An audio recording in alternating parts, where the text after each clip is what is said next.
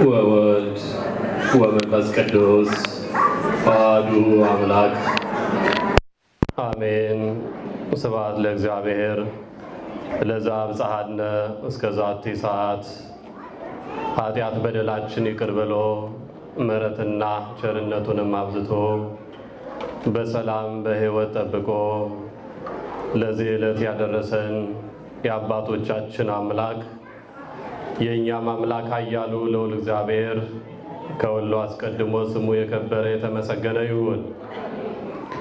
አባቶች ካህናት፣ ወንድሞች ዲያቆናት፣ እግዚአብሔር የሚወዳችሁ እግዚአብሔርን የምትወዱ ከማኅፀነ ዮርዳኖስ ከአብራከ መንፈስ ቅዱስ የተገኛችሁ የክርስቶስ ቤተሰቦች የእናታችን የእመቤታችን የድንግል ማርያም የአስራት በኩራት ልጆች አባቶች፣ እናቶች፣ ወንድሞችና እህቶች ሕፃናትም ጭምር በወደደን ባከበረን በአንድያ ልጁ በኢየሱስ ክርስቶስ ፍጹም ሰላም ሰላም እላችኋለሁ። እንደምን አደራችሁ?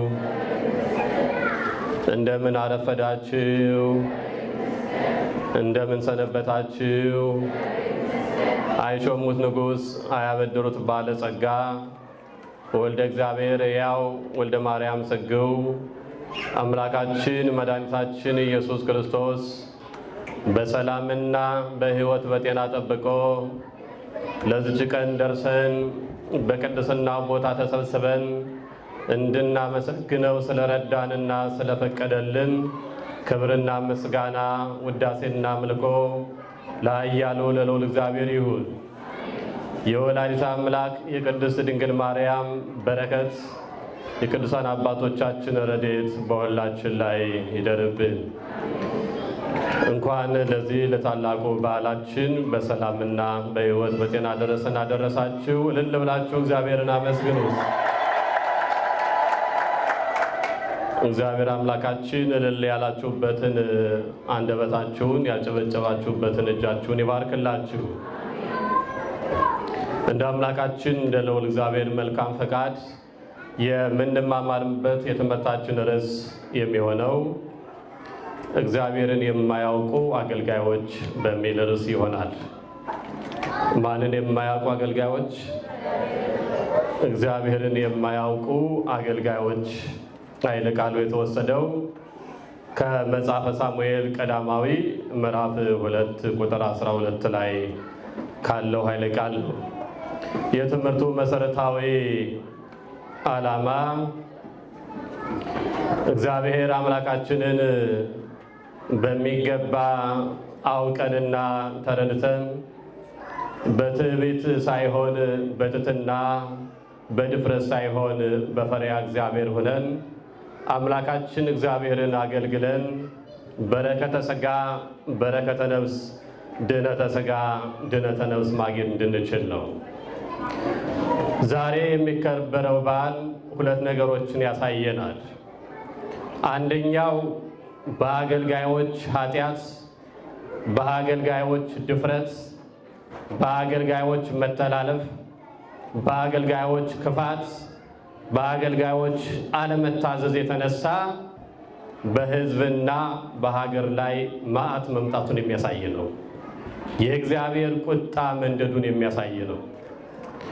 በሁለተኛ ደረጃ ደግሞ እግዚአብሔር አምላካችን በምንም ተአምር በየትኛውም ጊዜ በየትኛውም ሁኔታ በየትኛውም ሰዓት ተአምሩን ከመስራት ወደ ኋላ እንደማይል፣ ኃይሉን ለመግለጥ ወደ ኋላ እንደማይል፣ በአንድም በሌላ መልኩ እግዚአብሔር ኃይሉን እንደሚገልጥ የምንረዳበት ቀን ነው።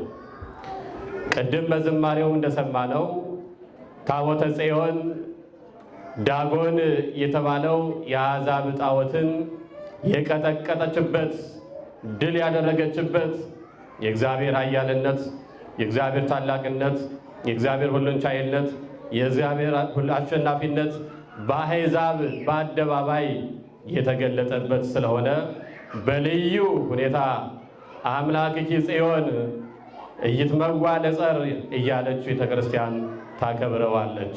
ክብር ምስጋና ውዳሴና አምልኮ ለአምላካችን ለእግዚአብሔር ይሁን። አመስግኑት እግዚአብሔርን። ቅድም እንደነገርኳችሁ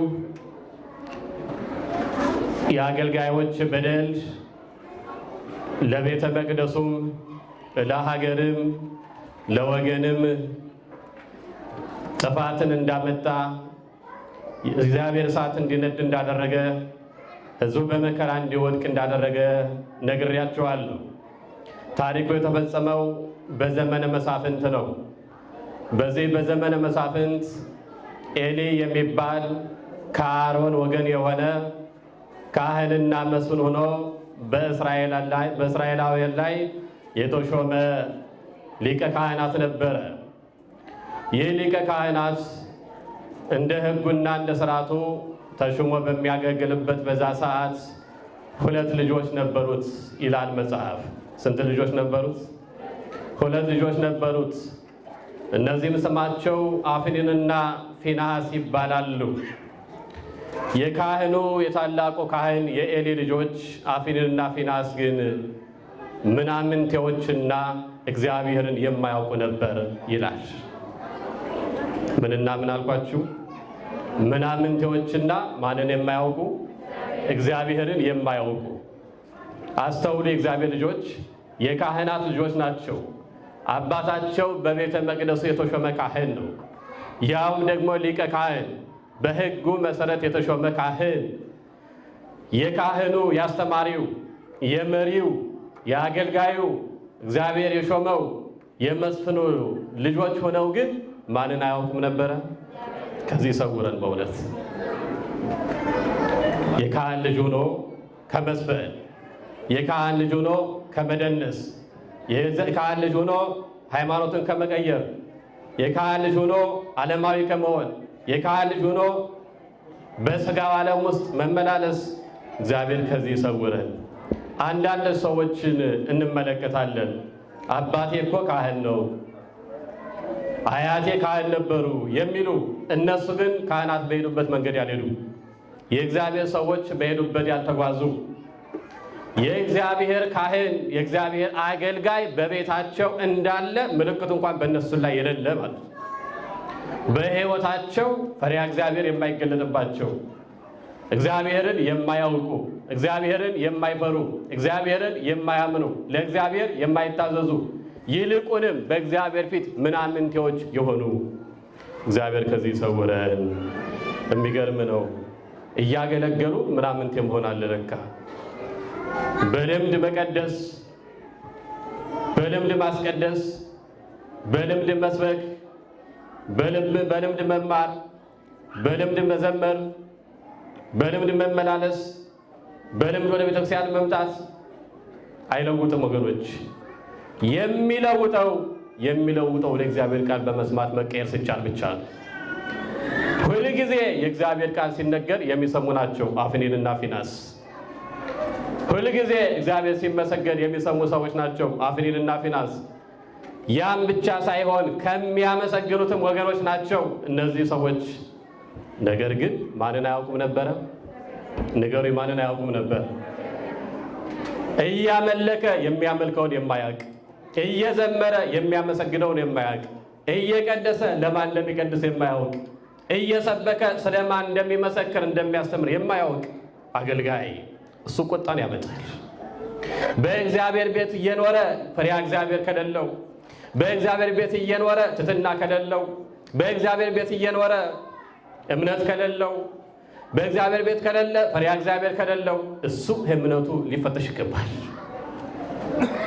ሊፈተሽ ይገባል። ምክንያቱም እግዚአብሔርን ቤተ መቅደሱን መናቅ እግዚአብሔርን መናቅ ነው። ማንም መናቅ ነው? እግዚአብሔርን መናቅ ነው። እግዚአብሔርን የናቁ ቤተ መቅደሱን ያቃለሉ ምናምንቴዎች ነበሩ። ማንና ማን? አፍኒንና ፊንሐስ። ወደ እግዚአብሔር ቤት ምን ሊሰሩ እንደሚመጡ የማያውቁ ያልተረዱ ነበሩ እነዚህ 2 ወጣቶች። ለመሆኑ ቤተክርስቲያን ለምን እንመጣለን? ቤተክርስቲያን እኮ የተቀደሰች ናት። ወደ እግዚአብሔር ቤት ለምን እንመጣለን? የእግዚአብሔር ቤት እኮ የከበረ ነው፣ የተወደደ ነው። የእግዚአብሔር ማደሪያ የክብሩ መገለጫ ነው ቤተክርስቲያን። ኢትዮጵያዊ ሊቅ ቅዱስ ያሬድ እንዲህ ይላታል፣ እንተተቀደሰት በደሙ ታንጸት በስሙ ወተቀደሰት በደሙ ወተአትበት በዕፀ መስቀሉ ጽዮን ቅድስት ቤተ ክርስቲያን መዓዛሆሙ ለቅዱሳን ጽርነ ዘይት አጋዚት እንተ ያውዳ ስብሐት ይላል። እግዚአብሔር ልጆች በስሙ የታነጸች በደሙ የተቀደሰች በዕፀ መስቀሉ የተባረከች ጽዮን ቅድስት ቤተ ክርስቲያን የቅዱሳን መዓዛቸው ምስጋና የሚከባት ነፃ የምታወጣ ንጽሕት አዳራሽ ናት ይላታል ቤተ ክርስቲያን። ክብርና ምስጋና ለአምላካችን ለእግዚአብሔር ይሁን። አመስግኑት እግዚአብሔር። የተሰበሰብነው በዚህ እንዲሁ በሆነ አዳራሽ አይደለም፣ ልቅ በሆነ አዳራሽ አይደለም፣ ሰዎች አሳምረው በሰሩት አዳራሽ አይደለም። በእግዚአብሔር ስም በተሰራች ቤተ ክርስቲያን የተሰበሰብነው በክርስቶስ ደም በታነጸች ቤተክርስቲያን በተቀደሰች ቤተክርስቲያን የሰበሰብነው የቅዱሳን መዓዛቸው በምትሆን ቤተክርስቲያን የሰበሰብነው ምስጋና በሚከባት ቅዱሳን መላእክት በሚያመሰግኑባት ቤተክርስቲያን የሰበሰብነው ነፃ የምታወጣ የእግዚአብሔር ቃል በሚነገርባት የእግዚአብሔር ቤት የሰበሰብነው ንጽሕት አዳራሽ አደፍ ጉድፍ የማይስማማት ንጹሕ ቅዱስ እግዚአብሔር የእሱ ክብር የሚነገርባት ቤተክርስቲያን ላይ የተሰበሰቡ። እነሱ ግን ይህንን አላወቁም ነበር፣ አልተረዱም ነበር፣ አልተገነዘቡም ነበር። ዛሬም ይህንን የማንረዳ ሰዎች እንኖራለን። ቤተክርስቲያን ለምን እንደምንሄድ፣ ለምን እንደምንመላለስ፣ ለምን በማለዳ እንደምንመጣ የማናውቅ ሰዎች እንኖራለን። ቤተክርስቲያን ለምን እንሄዳለን? ወደ እግዚአብሔር ቤት ለምን እንሄዳለን? የተወሰኑ ነጥቦችን አንስተን እግዚአብሔርን ቃል እንማማራለን። ቤተክርስቲያን ለምን እንሄዳለን? የሚመልስልኝ ሰው አለ? ለምን ነው ቤተክርስቲያን የምንሄደው? ምን ለማድረግ የምንሄደው ቤተክርስቲያን? እስኪ የተወሰኑ ነጥቦችን እናንሳና እናያለን። ቤተክርስቲያን የምንሄደው አንደኛውና የመጀመሪያው ለጸሎት ነው። ለምንድን ነው የምንሄደው? ንገሩኝ። ለምን ነው የምንሄደው? ለጸሎት ለመጸለይ ነው የምንሄደው። ጸሎት ብሄል ተናግሮም ስለ እግዚአብሔር። ጸሎት ማለት ከእግዚአብሔር ጋር መነጋገሪያ ነው፣ ቋንቋ ነው። ከሰው ጋር ለመግባባት ቋንቋ እንደሚያስፈልገን ከእግዚአብሔር ጋር ለመነጋገር ምን ያስፈልገናል? ቋንቋ ያስፈልገናል። እሱ ደግሞ ምንድን ነው? ጸሎት ነው። ለመጸለይ እግዚአብሔርን ለማመስገን ከእርሱ ጋር ለመነጋገር ከአምላካችን ከአባታችን ከእግዚአብሔር ጋር ለመነጋገር ወደ ቤተ ክርስቲያን እንመጣለን፣ ወደ ቤተ ክርስቲያን እንሄዳለን። ምክንያቱም እግዚአብሔርን ቃል በቃል የምንነጋገረው በቤተ ክርስቲያን ስለሆነ ወደ ቤተ ክርስቲያን እንመጣለን። እርሱ ራሱ ደግሞ ቤተ ክርስቲያን የጸሎት ቤት እንደሆነች ተናግሯል። ቤትየሰ ቤተ ጸሎተ ትሰመይ። የማቴዎስ ወንጌል ምዕራፍ 21 ቁጥር 13 ላይ ቤቴ የምን ቤት ትባላለች? የጸሎት ቤት፣ የጸሎት ቤት፣ የምስጋና ቤት፣ ምእመናን ወደ እግዚአብሔር የሚጸልዩባት ቤት፣ ሰውና እግዚአብሔር የሚገናኙባት ቤት፣ ሰውና እግዚአብሔር የሚነጋገርባት ቤት ቤተ ጸሎት ናት ቤተ ክርስቲያን። ለጸሎት ወደ እግዚአብሔር ቤት እንሄዳለን። በእግዚአብሔር ቤት ጸሎት ነው ያለው፣ ምስጋና ነው ያለው። በእግዚአብሔር ቤት ሌላ ነገር የለም። ወደ ቤተ ክርስቲያን መተን የግል ወሬ የለም፣ የዓለም ወሬ የለም፣ የዓለም ሐሳብ የለም። የምናስበው ስለ መንግሥተ ሰማያት፣ የምንጸልየው ደግሞ ጸሎት ነው። የሐዋርያት ሥራ ምዕራፍ 3 ቁጥር 1 ላይ ጴጥሮስና ዮሐንስ በጸሎት ሰዓት ወደ የት ወጡ ነው የሚለው? ወደ ቤተ መቅደስ ወጡ ይላል። አያችሁ፣ የምስጋና ቦታ የጸሎት ቦታ ስለሆነ እግዚአብሔር የሚመሰገንበት ቦታ፣ በጸሎት እግዚአብሔር የምንጠይቅበት ቦታ ስለሆነ ለጸሎት ወደ ቤተ ክርስቲያን ወደ ቤተ እግዚአብሔር እንመጣለን ማለት ነው። ሁለተኛው ወደ ቤተ እግዚአብሔር የምንሄደው ምንድነው ካልን ለስግደት ነው። ለምንድን ነው አልኳችሁ ወገኖች? ምን ለማድረግ ወደ ቤተ ክርስቲያን እንሄዳለን? ለስግደት፣ ለመስገድ።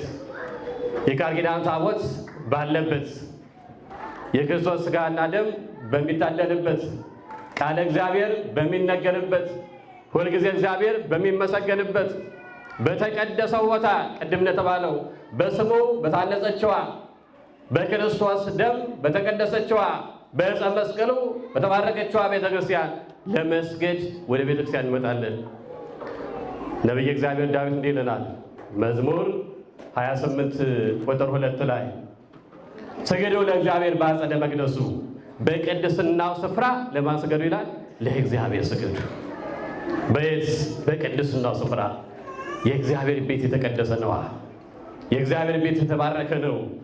የእግዚአብሔር ቤት የተወደደ ነው። የእግዚአብሔር ቤት የከበረ ነው። የእግዚአብሔር ቤት የተመረጠ ነው። የእግዚአብሔር ቤት ልዩ ነው።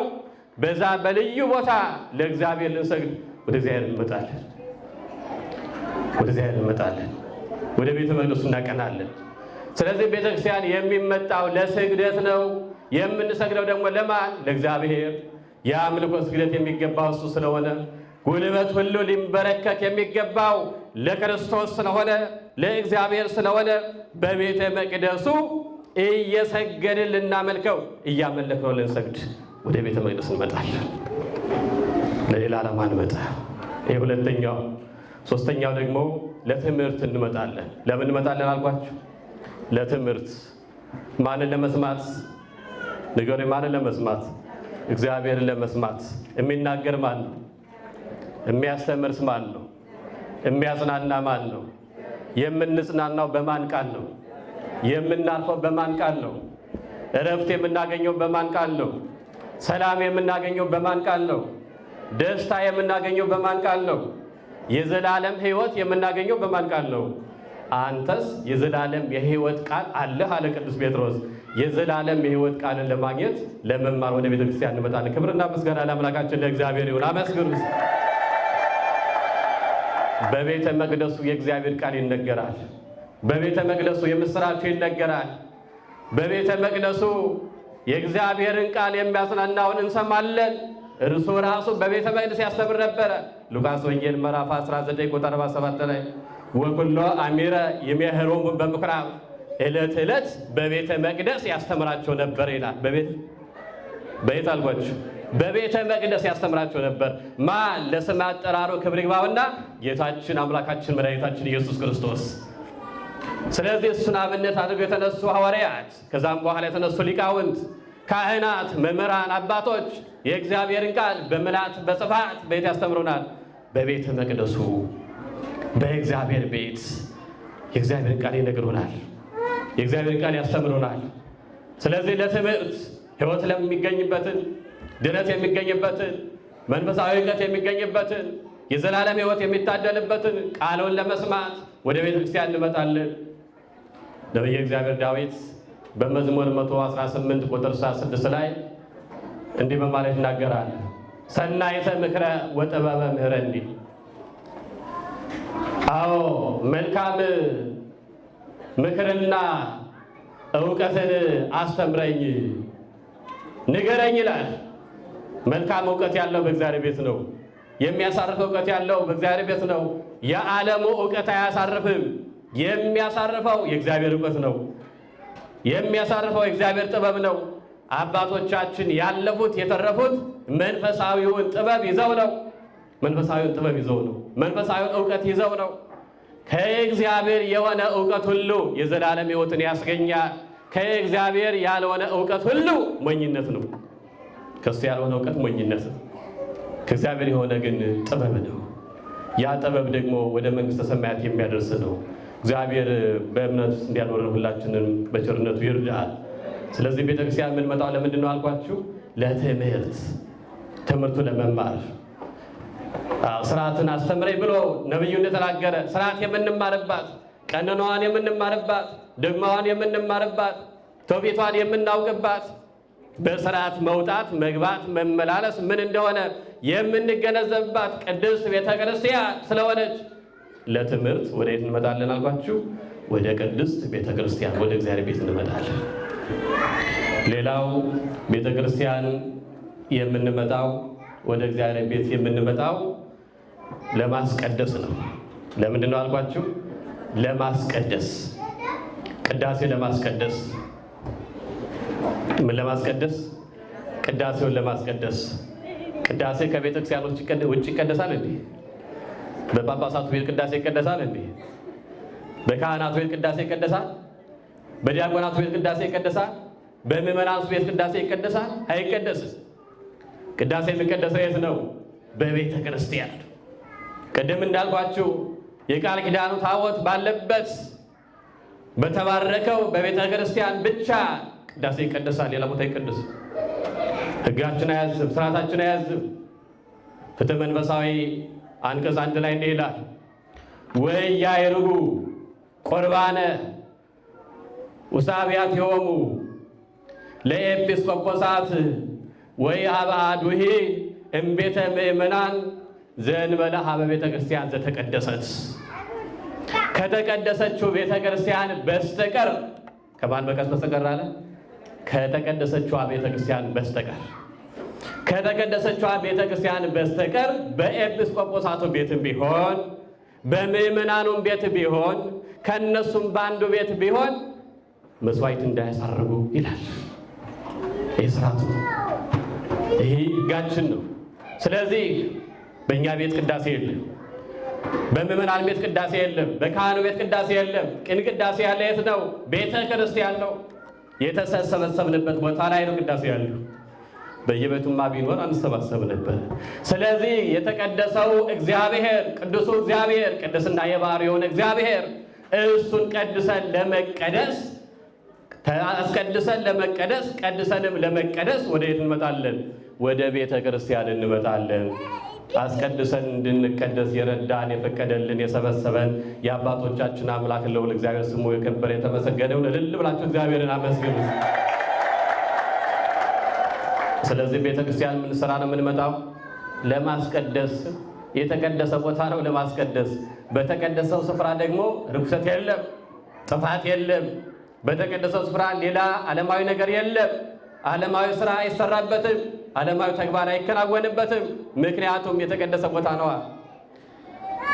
መጽሐፈ ዕዝራ ምዕራፍ 6 ቁጥር 16 ላይ እንዲህ ይላል፣ የእስራኤል ልጆች ሌዋውያኑና ካህናቱ የእግዚአብሔርን ቤተ መቅደስ ቅዳሴ በደስታ አከበሩ ይላል።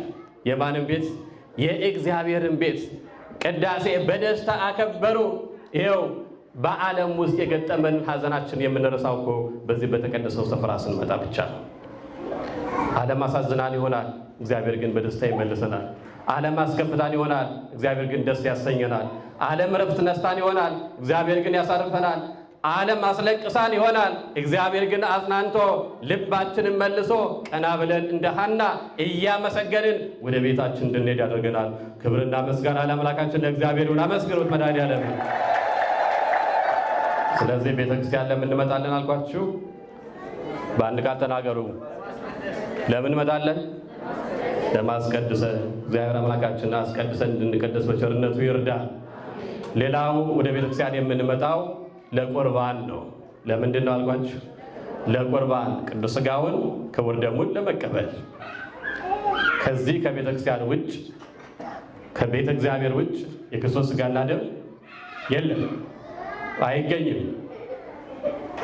የክርስቶስ ሥጋና ደም የሚሰጠው በቤተ ክርስቲያን ነው። የክርስቶስ ሥጋና ደም ደግሞ ሕይወት የሚሰጥ ነው፣ ድነት የሚሰጥ ነው። ከክርስቶስ ጋር የምንተባበርበት የዘላለም ሕይወት የምንታደልበት መንግሥተ ሰማያትን የምንወርስበት ነው የክርስቶስ ሥጋና ደም። ራሱ ባለቤቱ ክርስቶስም እንዲህ ብለዋል፣ ዘበላ ሥጋዬ ወሰቴ ደሜ በሕይወት ዘላለም። ዮሐንስ ምዕራፍ 6 ቁጥር 54 ላይ ሥጋዬን የሚበላ ደሜን የሚጠጣ የዘላለም ሕይወት አለው ብሎ ተናግሯል። በራሳችን ሕይወት እንደሌለን ነግሮናል።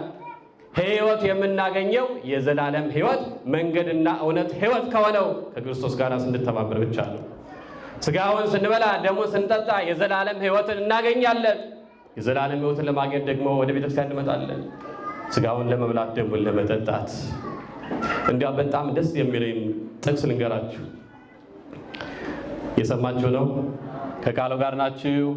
እግዚአብሔር ከሁላችን ጋር ይሁን። ትቤ ነፍስ አልቦ ዘይበቋኒ ዘእንበለ ቁርባን ወመስዋዕት። ቀሌምንጦስ ነው የሚናገረው። ትቤ ነፍስ አልቦ ዘይበቋኒ ዘእንበለ መስዋዕት ወቁርባን። ነፍስ እንዲህ ትላለች። ማናት እሷ? ነፍስ እንዲህ ትላለች፣ ከቁርባንና ከመስዋዕት በቀር የሚረባኝ የሚጠቅመኝ የለም። ከምንና ከምን በቀር? ከቁርባንና ከመስዋዕት በቀር የሚረባኝ የሚጠቅመኝ የለም። የሚረባኝና የሚጠቅመኝ ቁርባኑ ነው ማለት የክርስቶስ ቅዱስ ሥጋው ክቡር ደሙ ነው። የምጠቀመው በዚህ ነው። ድነት የማገኘው በዚህ ነው። ረፍት የማገኘው በዚህ ነው። ሰላም የማገኘው በዚህ ነው። ቁርባኑ ሲያርግ መስዋዕቱ ሲሰዋ ፍጹም ደስታ ይሰማኛል። እኔም ቅዱስ ሥጋውን ክቡር ደሙን ስቀበል ከመላ ቤተሰቦች ጋር ደስ እሰኛለሁ ትላለች ነፍስ ናት እንደዚህ የምትል። ማን ነው እስኪ የክርስቶስን ሥጋና ደም በመብላት የሚደሰተው? ማን ነው በመቁረቡ የሚደሰተው? ማን ነው በማስቀደሱ የሚደሰተው? ማን ነው ቆራቢ በመሆኑ ነፍሱ ደስ የምትሰኝለት ሰው? ብዙዎቻችን ደስ የሚለን ወደ ዓለሙ ግብዣ ስንጠራ ነው። የብዙዎቻችን ደስታ የላመ የጣመ ዓለም ያቀረበችልን ስንበላ ነው። ልዩ ግብዣ ብለን የምናስበው በሕይወቴ የማረሳው ቀን ብለን እንደገጠመ የምናነሳው ይሄን ነው። ወዳጄ ምንም ብትበላ፣ ምንም ብትጠጣ፣ ምንም ብትለብስ ሁሉም ነገር ያልፋል። ተከትሎ አብሮ የሚሄድ ነገር የለም። ጊዜያዊ ሕይወት እንጂ ዘላለማዊ ሕይወትም አይሰጥህም። የዘላለም ሕይወት የሚገኘው ግን በክርስቶስ ሥጋና ደም ነው። ክብርና ምስጋና ለአምላካችን ለእግዚአብሔር ይሁን። አመስግኑት። የዘላለም ሕይወት የሚገኘው የዘላለም ሕይወት የሚታደለው በክርስቶስ ሥጋና ደም ነው። ነፍስ የምትለውን ሰማችሁ ወገኖቼ? የእኔ ደስታ በቁርባኑ ነው። የእኔ ደስታ በመስዋዕቱ ነው። የእኔ ደስታ በሥጋውና በደሙ ነው። የእኔ ደስታ በቅዳሴው ነው። የእኔ ደስታ በጸሎቱ ነው አለች። ስንቶቻችን ግን ቤተክርስቲያን በመውጣታችን ተደስተን ይሆን? ስንቶቻችን በማስቀደሳችን ተደስተን ይሆን? ስንቶቻችን በመዘመራችን ተደስተን ይሆን? ስንቶቻችን እዚህ ጋር ተሰልፈን ሥጋውን ደግሞ ተቀብለን ይሆን? ብዙ ዓመት ተመላለስን። ነገር ግን ይህን ደስታ የሚሰጠውን የክርስቶስን ቅዱስ ሥጋና ክቡር ደም ሳንቀበል እስካሁን ድረስ በንጽናት አለን። እግዚአብሔር አምላካችን ልባችን ይመልስልን። ከዚህ ደስታ ውጭ እንዴት ይሆናል? ይህን ደስታ አለመጋራት በጣም ከባድ ነው። የዚህ ደስታ ባለቤት አለመሆን እጅግ በጣም ያሳዝናል። ይሄ ደስታ ሊያልፈን አይገባም ወገኖቼ። ምክንያቱም ይሄ ደስታ ጊዜያዊ ደስታ አይደለም፣ ምድራዊ ደስታም አይደለም፣ የሚያልፍ ደስታም አይደለም፣ የሚጠፋ ደስታም አይደለም። የማያልፍ ለዘላለም የሚኖር ሁል ጊዜ ከኛ ጋር የሚኖር ከሞትንም በኋላ እንኳን አብሮን የሚቀጥል ደስታ ነው ወገኖቼ። ነፍስ እንዲህ አለች፣ የኔ ደስታዬ መስዋዕቱና ቁርባኑ ነው። ከመስዋዕቱና ከቁርባኑ በቀር የሚረባ የሚጠቅመኝ ነገር የለም። የሚረባን የሚጠቅመን ቅዱስ ሥጋው ክቡር ደሙ መሆኑን ተረድተን ሁላችን በዚህ ክብር እንድንበቃ አምላካችን በቸርነቱ ይርዳን። ቤተ ክርስቲያን ለምን እንመጣለን? እስኪ ሁላችሁም ተናገሩ። ለምን እንመጣለን? ለቁርባን ቅዱስ ሥጋውን ክቡር ደሙን ለመቀበል እንመጣለን። የመጨረሻው ቤተ ክርስቲያን የምንመጣው ለምንድን ነው ካልን ለምጽዋት ነው። ለምንድን ነው አልኳችሁ? ለምጽዋት። ቤተ ክርስቲያን ሲመጣ ባዶ እጅ አይመጣም፣ ዝም ብሎ አይመጣም። የጸሎት መጽሐፋችን ከመያዛችን ባሻገር ኪሳችን ላይ የሆነ ነገር ሊኖረን ይገባል። ምክንያቱም በበሩ ላይ ምን አሉ? መጻተኞች አሉ፣ የተራቡ አሉ፣ የተጠሙ አሉ፣ ሰርተው መብላት የማይችሉ አሉ። ከኛ አንዳች ነገር የሚፈልጉ እጆች ተዘርግተዋል በሩ ላይ። እነሱን አልፈን ወደ ውስጥ የመግባት አቅም አይኖረንም። ሲያለን በተለይ ደግሞ ማድረግ እየቻለን መመጽወት እየቻለን ሳንመጸውት ብንገባ እግዚአብሔር ጸሎታችን አይቀበልም። ታስታውሱ የለ እንዴ? ጴጥሮስና ዮሐንስ ወደ ቤተ መቅደስ ሲሄዱ ምንድነው የገጠማቸው? በሩ ላይ የሚለምን ሰው አይደል? እጅግር የለኝም፣ መንቀሳቀስ አልችልም፣ መቆም አልችልም፣ እባካችሁ ድቃቂ ሳንቲም እላቂ ጨርቅ ስጡ እያለ ነበር የተማጸነው። ያላቸውን ሰጡ፣ ያውም የተሻለውን ነገር ሰጡት። አንተ እንደምታስበው ድቃቂ ሳንቲም እላቂ ጨርቅ የለንም፣ ነገር ግን እልሃለሁ በክርስቶስ በናዝሬቱ በኢየሱስ ክርስቶስ ስም ተነሳና ተመላለስ አሉት። ያኔ ስንት ዓመት እየለመነ የኖረው ሰውዬ ከዛ ከበር አልፎ ወደ ቤተ መቅደስ ገብቶ እግዚአብሔርን አመስግኖ የማያውቀው ሰው ከጴጥሮስና ከዮሐንስ ጋር እኩል ተራምዶ ወደ ቤተ መቅደስ ገብቶ እግዚአብሔርን አመሰገነ። ክብርና ምስጋና ለአምላካችን ለእግዚአብሔር ይሁን። እና ምጽዋትማ ይገባል ለክርስቲያኖች፣ ለምእመናን፣ ለክርስቲያኖች፣ ለተዋሕዶ ልጆች ምጽዋት በመጽዋት ይገባል። ሲራክ እንዲህ ይላል፣ የሚነደውን እሳት ውሃ እንደሚያጠፋ ሁሉ ምጽዋትም ኃጢአትን ያጠፋዋል ያስተሰርየውማል ይላል። እናንተ ምጽዋት እኮ ኃጢአትን የሚያስተሰርይ ነው፣ ኃጢአትን የሚያጠፋ ነው። እሳት ሲነሳባችሁ ውሃ ፍለጋ እንደምትወጡት ውሃ መታችሁ እንደምታጠቡት ሁሉ የኃጢአት እሳት ያቃጠለን ሰዎች ያ እሳት የሚጠፋው በምጽዋት ነው። በኃጢአት እሳት ውስጥ የምንነድ ሰዎች ከዛ እሳት ውስጥ መውጣት የምንችለው በምጽዋት ነው። ጦቢት የተባለው ሰው እንደነገረን ምጽዋት የተዘጋቸውን የእግዚአብሔርን ደጅ ገነትን ታስከፍታለች እንዳለ የተዘጋው የገነት ደጅ የሚከፈትበት ነው። ስለዚህ ለምጽዋት ወደ ቤተክርስቲያን እንመጣለን። ያለንን ለማጋራት፣ የተቸገሩትን ለመርዳት፣ ለማገዝ፣ ለመስጠት ወደ ቤተክርስቲያን እንመጣለን። ይህ በጣም ተገቢ ነው። ወዘይገብር ምጽዋተ ሰዋ መስዋዕተ ሰባት ይላል ሲራክ 32 ቁጥር 4 ላይ ምጽዋትን የሚሰጥ ሰው የምስጋና ምጽዋትን አቀረበ። ሰዋ መስዋዕተ ሰባት የምስጋና መስዋዕትን አቀረበ ይላል። የምስጋና መስዋዕት የሚመጸውት ሰው መስዋዕት እንዳቀረበ ነው። ቁርባን እንዳቀረበ ለእግዚአብሔር እንደሰዋ ይቆጠርለታል። ምክንያቱም ምጽዋት ትልቅ ነገር ነው ወገኖች። ቤተ ክርስቲያን የሚመጣው ለምንድን ነው አልኳችሁ? ለምጽዋት ያለን ሰጠን አካፍለን የተቸገሩትን ረድተን እነሱን ከችግራቸው ለማውጣት እኛም ደግሞ የተዘጋውን በር እንዲከፍትልን ኃጢአታችን እንዲሰረይልን ነው። እግዚአብሔር በቸርነቱ ሁላችንም ይርዳል። እጃችን እየተንቀጠቀጠ ለመመጽወት ያስቸገረ እጃችን ይዘርጋልን። ከሚቀበል ይልቅ የሚሰጥ ብፁዕ ነው የሚለው የእግዚአብሔር ቃል ምን ያለ ነው? የታመነ ነው። የታመነ ነው። ይሄ በረከት ነው። ይሄ ጸጋ ነው። ይሄ ታላቅ ስጦታ ነው። በመመጽወት ሕይወታቸውን የሚኖሩ ከሌላቸው አወጥተው የሚሰጡ ሰዎች አሉ። እነዛ ሰዎች ደግሞ ዋጋቸው ጥሩ ነው። ብዙ ማንሳት እንችላለን። ሸክማችን ለማቅለል ወደ እግዚአብሔር ቤት እንመጣለን። ኃጢአታችን ለማስተስረይ ወደ እግዚአብሔር ቤት እንመጣለን። ከጊዜ አንጻር ነው እንጂ ብዙ ማንሳት እንችላለን። ስለዚህ ይህን ሁሉ ለማድረግ አስቡት። ለጸሎት፣ ለስግደት፣ ለትምህርት፣ ለቅዳሴ፣ ለቁርባን፣ ለምጽዋት የምትመጣባት የምንሰባሰብባት ቤተ ክርስቲያን ወይም የእግዚአብሔር ቤት ላይ ግን አፍኒንና ፊናስ የሚባሉ እንዲያው ምን አይነት ቋንቋ ልጠቀም? ስለ ቃሉ አጠቃቀም ይቅርታ አስቀድሜ እጠይቃለሁ። መንፈሳዊ ዱርዬዎች ማለት አይጠፉም። እንደዚህ አይነት ሰዎች ሲያዩዋቸው መንፈሳዊነት ያላቸው ይመስላሉ፣ ግን ጭልጥ ያሉ ዱርዬዎች ናቸው። ከዓለማውያንን የሚያስንቁ መንፈሳዊ ካባም ይሆናቸዋል፣ ዓለማዊ ካባም ይሆናቸዋል። መንፈሳዊ ቀሚስም ይሆናቸዋል፣ ዓለማዊ ቀሚስም ይሆናቸዋል። ቤተ ክርስቲያን መጥተው ይዘምራሉ፣ ዓለም ላይ ደግሞ ሄደው ይዘፍናሉ። እዚህ ጋር መጥተው ያሸበሽባሉ፣ እዛ ጋር ሄደው ደግሞ ይደንሳሉ። እንዲህ አይነት ሰዎች አሉ። አፍኒንና ፊናስ ዛሬም ከነሱ እንማር። የእግዚአብሔርን ቤት ያቃለሉ፣ የእግዚአብሔርን ቤት የናቁ፣ ምክር የማይቀበሉ፣ እግዚአብሔርን የማያውቁ ሰዎች ናቸው አፍኒንና ፊናስ። የካህን ልጆች ግን ክህነቱ ያልገባቸው፣ የአገልጋይ ልጆች አገልግሎቱ ያልገባቸው፣ በአገልግሎት የሚገኘው ክብር ያልተረዱ ሰዎች ነበሩ። ስንቶቻችን ተረድተናል? ገብቶን ነው የምናገለግለው? ገብቶን ነው የምንዘምረው? ገብቶን ነው ቁመን የምንሰብከው? ገብቶን ነው የምንቀድሰው?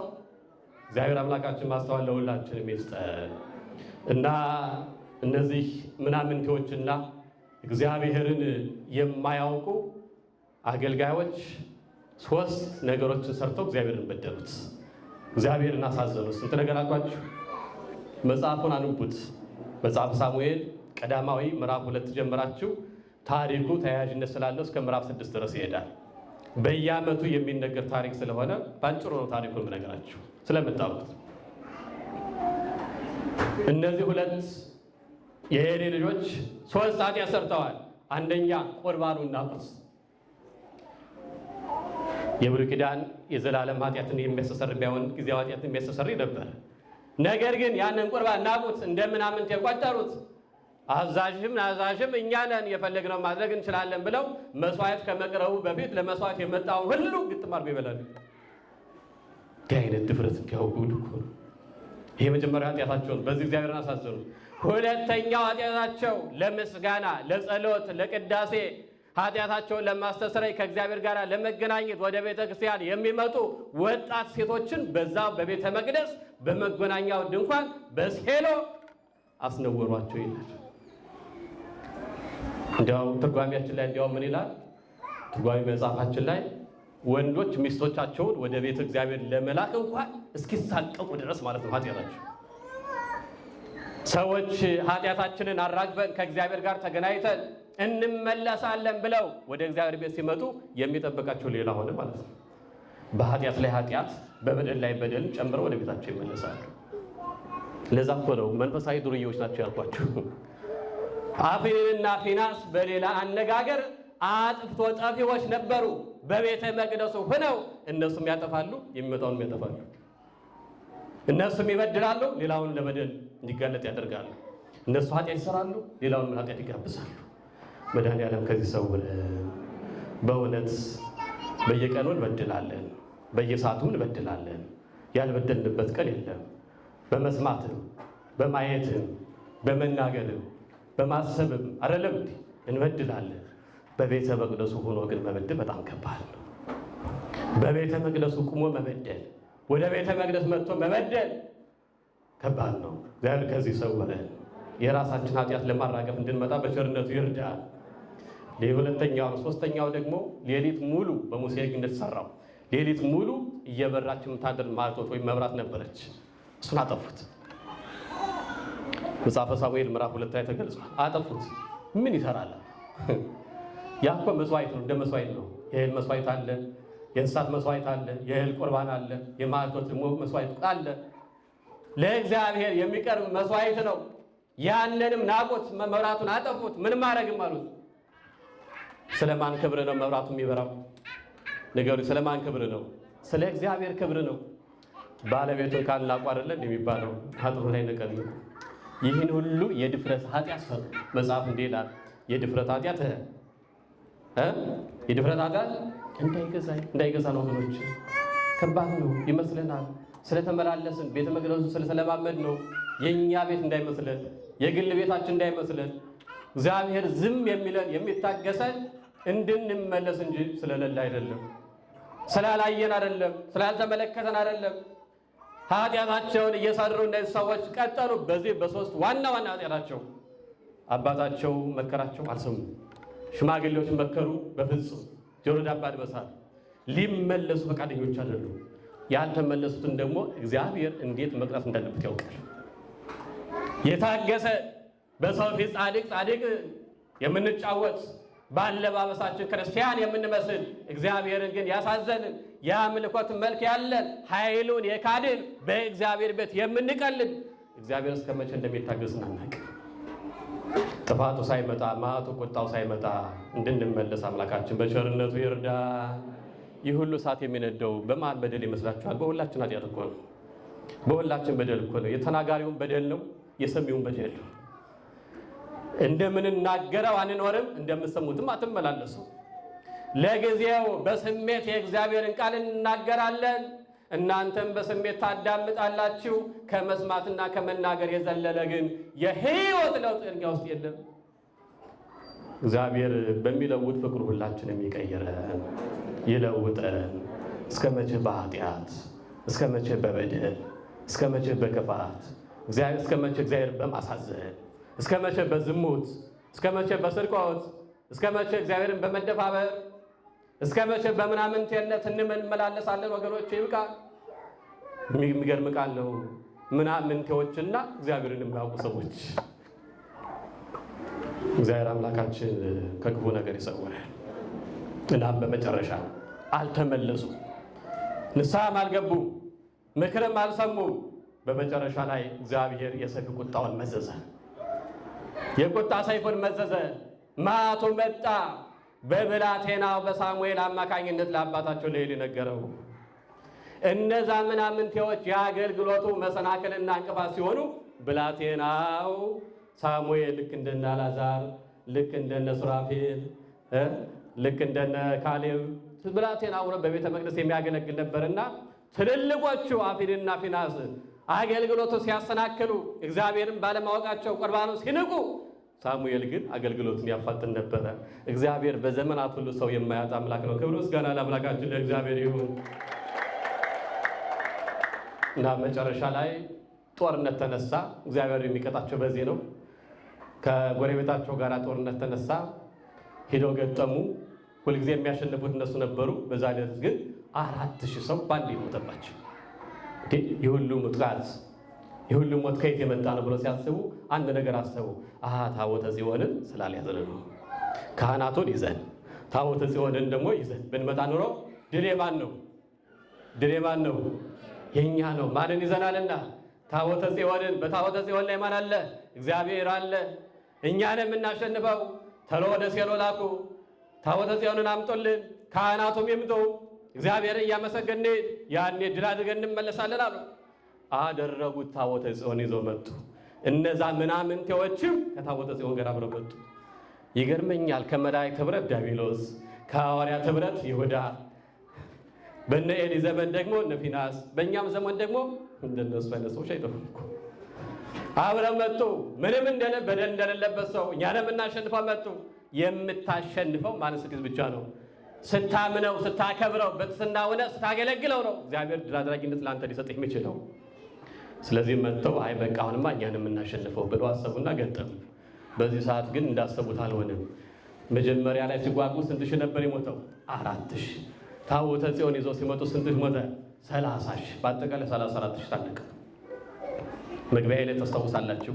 የአገልጋዮች ኃጢአት ለሀገርም ለማን ነው? ለሕዝብ ይተርፋል ያልኩት ለዚህ ነው። በእነሱ ምክንያት፣ በሁለት ሰዎች ምክንያት በጥባጭ እያለ ጥሩ አይጠጣም አይደል የሚሉ እናቶቻችን። በእነዚህ ሰዎች ምክንያት 34 ሺህ ሰው ሞተ። ታቦተ ጽዮን ተማረከች። ይህ ብቻ ግን አልቀረም። እነዛ ክፎች ምናምንቴዎች እግዚአብሔር አዋርዷቸዋልና በጦር ሜዳ ሞቱ። አፍኒስና ፊናስ ማለት ሞቱ። ክብር ከእስራኤል ዘንድ ለቀቀ። ታቦተ ጽዮን ተማረከች፣ በአሕዛብ እጅ ወደቀች። ይሻላላ። ምክንያቱም እነዚህም ስማቸውን እንጂ እግዚአብሔር ሰዎች ግብራቸው ምንድን ነው? ግብራቸው ምንድን ነው? ግብረ አሕዛብ። አንዳንድ የክርስቲያኖች ሆነን የክርስቲያን ስራ ማንሰራ ከሆነ እንደዛ ነው። አሳልፎ ይሰጣል እግዚአብሔር ሊያሳየ ሲፈልግ። ታቦተ ጽዮንን ማርከው እስራኤላውያን ደስ አላቸው። ብዙ ሺህ ሰው ገለዋል። ደስ አላቸው። ሄዱ። ወስደው በታቦተ ጽዮንን በዳጎን ቤት በጣዖት ቤት አስቀመጧት። ዳጎን በሚባል ጣዖት ስር አስቀመጧት። እግዚአብሔር ኃይሉን መግለጥ ይችልበታልና በዛሬው ዕለት ኅዳር 21 ቀን ታቦተ ጽዮን ብለን የምናከብራት ያቺ ታቦተ ጽዮን በጣዖት ቤት ገብታ ታላቅ ታሪክ ሰራች። ድንቅ ነገር አደረገች። የእግዚአብሔር ኃይሉ ተገለጠ። ዳጎንን ሰባብራ ታቦተ ጽዮን በላይ ቁጭ ብላ ተቀምጣ አየዋት። ክብር ምስጋና ለአምላካችን ለእግዚአብሔር ይሁን። በእሷ ላይ የሚወድቁ ሁሉ አለ። ቅድም ወንጌል ላይ ሲነበብ ሰምታችኋል አይደለም? ማቴዎስ ወንጌል ምዕራፍ 21 ላይ በእርሷ ላይ የሚወድቁ ሁሉ ምን ይላሉ? ይቀጠቀጣሉ። ይሄውና በታቦተ ጽዮን ላይ እጃቸውን የሚያነሱ ሁሉ ይቀጠቀጣሉ።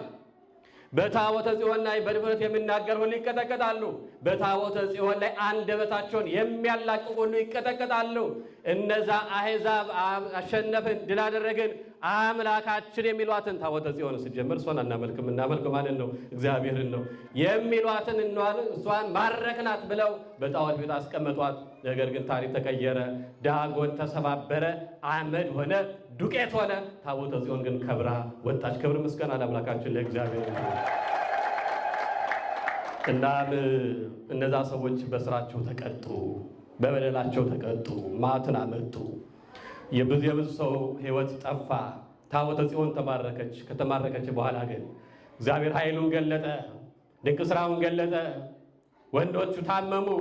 ምን እናድርግ ብለው ተማከሩ። መጨረሻ ላይ ታቦተ ጽዮንን ከብዙ እጅ መንሻ ጋር ከብዙ መባ ጋር ወደ ኢየሩሳሌም ተመለሰች። ክብርና ምስጋና ለአምላካችን ለእግዚአብሔር ይሁን። አመስግኑት መድኃኔዓለም።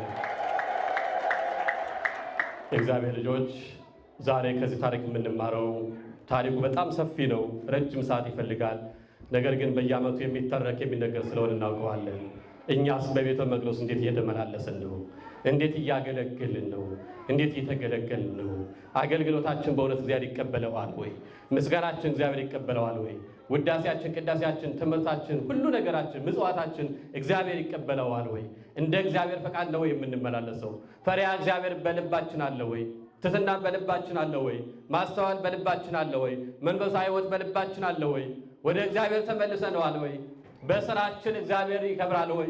እግዚአብሔር ይደሰታል ወይ? ራሳችንን እንጠይቅ ይገባል። ካልሆነ ግን እግዚአብሔር የማያውቁ አገልጋዮች፣ እግዚአብሔርን የማያውቁ ተገልጋዮች እንሆናለንና እግዚአብሔርን ከማያውቁ አገልጋዮችና ተገልጋዮች ወጥተን እሱን በሚገባ አውቀንና ተረድተን በትሕትናና በፈሪሃ እግዚአብሔር በእምነት ሆነን እሱን እያመለክነው እያከበርነው በንስሐ ታጥበን ቅዱስ ሥጋውን ክቡር ደሙን ተቀብለን የመንግስቱ ወራሾች የስሙ ቀዳሽ እንድንሆን አምላካችን ልዑል እግዚአብሔር ቅዱስ ፈቃዱ ይሁንልን። እግዚአብሔርን የማያውቁ አገልጋዮች ያስተማረን፣ የመከረን፣ የገሰጸን የአባቶቻችን አምላክ ልዑል እግዚአብሔር ስሙ የተመሰገነ ይሁን። ወስብሐት ለእግዚአብሔር። ቆየ በሲራክ ምዕራፍ 3 ቁጥር 28 ላይ የሚነድ እሳትን ውሃ ያጠፋዋል ይላል። ምን ያጠፋዋል? እሳትን የሚያጠፋው ምንድን ነው? ምንድን ነው የሚያጠፋው?